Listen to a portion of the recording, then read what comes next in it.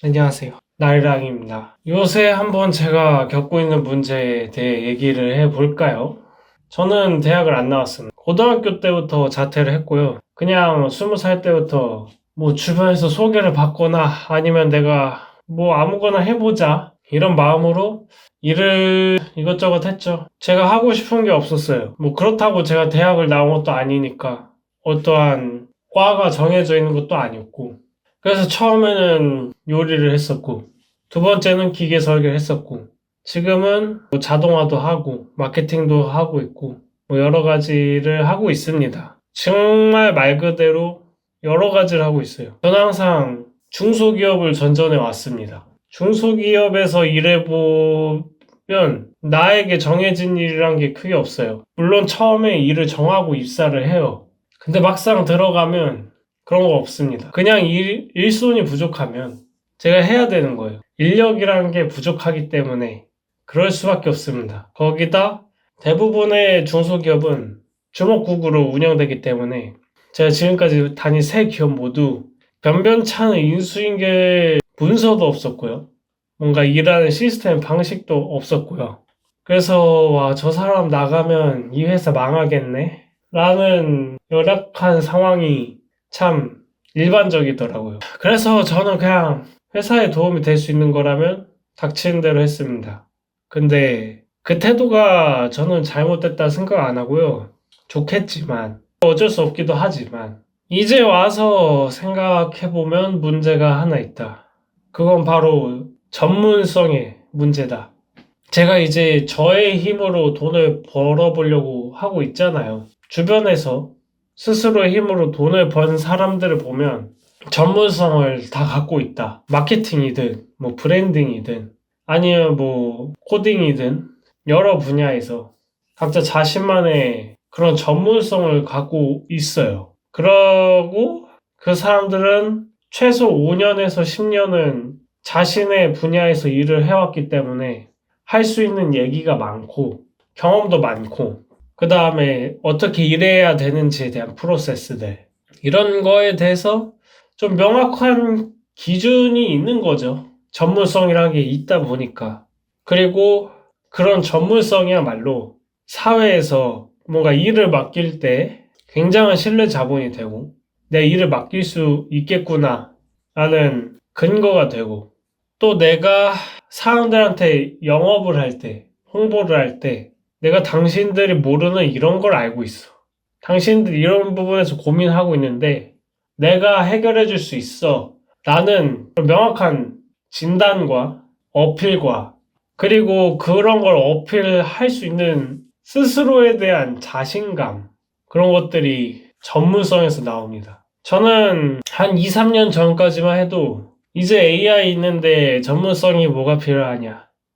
제네럴리스트가 더 좋을 거다. 그런 생각을 해왔는데요. 저도 이제 근 2년간 AI를 엄청 많이 썼거든요. 회사의 업무 효율화, 자동화를 하기 위해서 AI를 많이 쓰면 쓸수록 전문 지식을 갖고 있는 게 AI를 쓰는데 생각보다 큰 영향을 준다. 왜냐하면 AI를 잘 쓰기 위해선 내가 뭘 원하는지, 어떤 방향성으로 가야 되는지를 이해해야 되는데, 내가 경험과 정확한 방식이 없는 이상, 빠르게 방향성을 맞추기가 쉽지 않아요. 그래서 결국에 내가 디자이너라면, 일반인보다 훨씬 빠르고 퀄리티 있게 AI에게 지시를 해서 더 높은 완성도의 결과물을 낼 수 있겠죠. AI를 쓰더라도요. 그리고 많은 사람들이 이미지를 만들며 고민하는 부분이 어느 부분인지 알기 때문에 실수를 방지하고 다른 이들의 고민도 해결해주고 그럴 수가 있는 거였습니다.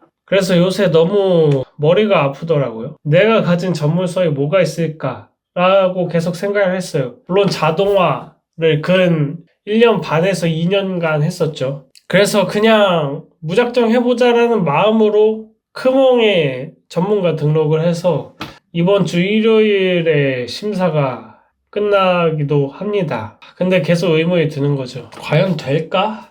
사람들한테 나한테 믿고 맡기세요 라고 말할 수 있을 정도의 뭔가를 나는 갖고 있나?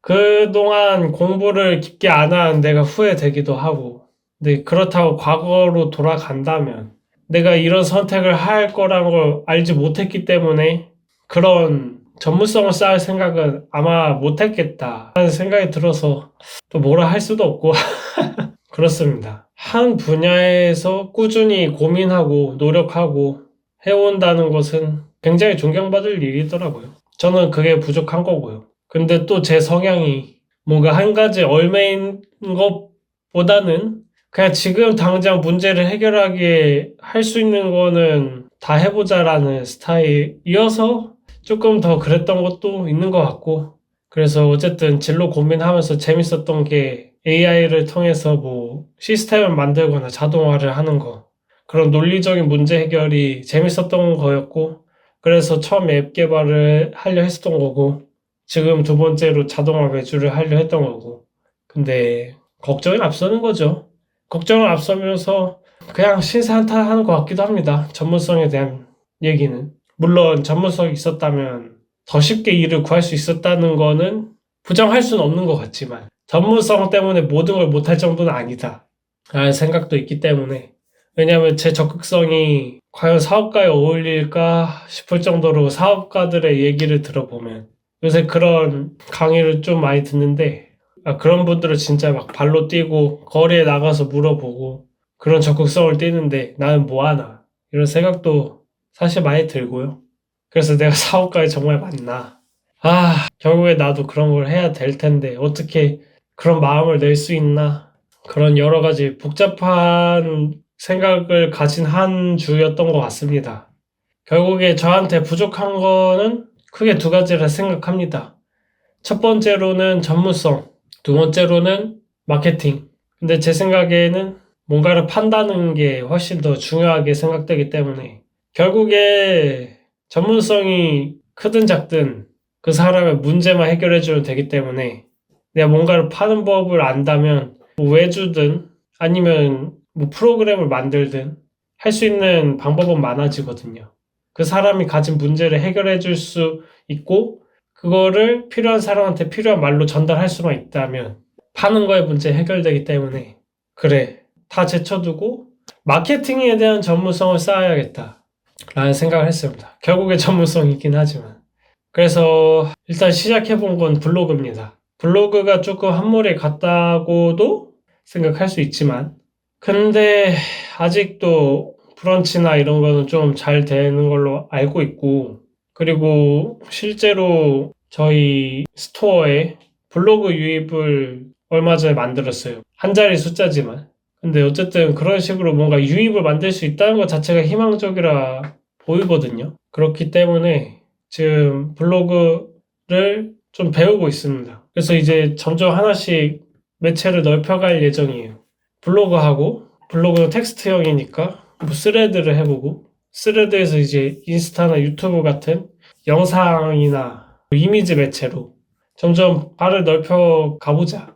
그리고 해당 툴들에 맞는 언어의 형태로 내가 말하고자 하는 거를 계속 말해보는 연습을 거쳐보자 라고 생각을 하고 있습니다. 근데 조금 천천히 해볼 생각이에요. 제가 기한이 내년 1월 17일까지라 솔직히 마음이 많이 급했습니다. 그래서 한 번에 몰아서 막 이것저것 다 하려고 하다 보니까 다 안 되더라고요. 내가 인스타도 해야 되고 블로그도 해야 되고 스레드도 해야 되고 링크드인도 해야 되고 그런 생각을 갖고 있으니까 머릿속에 그리고 마음속에 여유가 없어요. 여유가 없다 보니까 내가 이걸 할 수 있다는 자신감도 없어지고 그렇게 의욕을 잃고 한 개라도 해야 되는데 이 한 개마저 안 하게 되더라고요.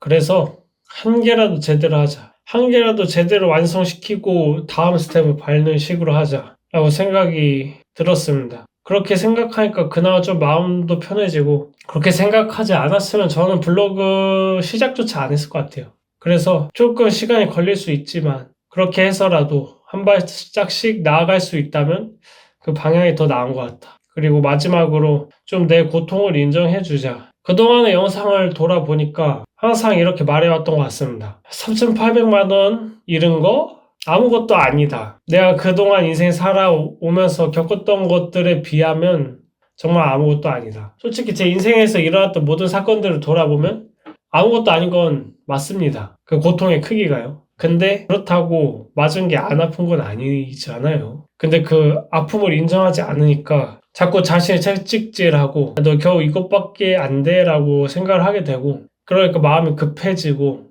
계속 여유가 없어져요. 급할수록 돌아가란 말이 있잖아요. 저 스스로도 경험하면서 그게 참 중요하다는 걸 많이 느꼈고 왜냐하면 마음이 급할수록 시야가 좁아지고 실수가 많이 일어나기 때문에 근데 내가 내 고통을 인정하지 않을수록 그런 방향으로 가더라고요. 너 지금 이거 아무것도 아니니까 더 열심히 해야 돼. 더 이겨내야 돼. 너 지금 시간 없어. 뭐 하고 있는 거야? 자꾸 이런 식으로 채찍질을 하게 되더라고요. 그래서 그래. 지금 마음을 읽어주자. 지금 마음이 어떤 상태고 그걸 기반으로 내가 지금 어디까지 이겨낼 수 있겠구나. 시간이 좀 걸릴 수도 있고 목표에 조금 늦게 도달할 수도 있고 아예 내가 정한 기한 안에는 못 도달할 수도 있겠지만 그래도 힘들어서 중간에 포기하는 것보단 조금씩이라도 계속 꾸준히 해서 나아가는 게 훨씬 더 중요하니까 뭔가 스스로의 고통을 이해해 줘야겠다 라는 생각이 들었습니다. 그래서 그냥 항상 고민되네요. 지금 내가 뭘 하고 있나? 진짜 아무것도 못하는 것 같아. 나 왜 이것밖에 안 되나? 그런 생각이 자꾸 들게 됩니다만 어떻게 보면 그게 당연한 것 같기도 해요.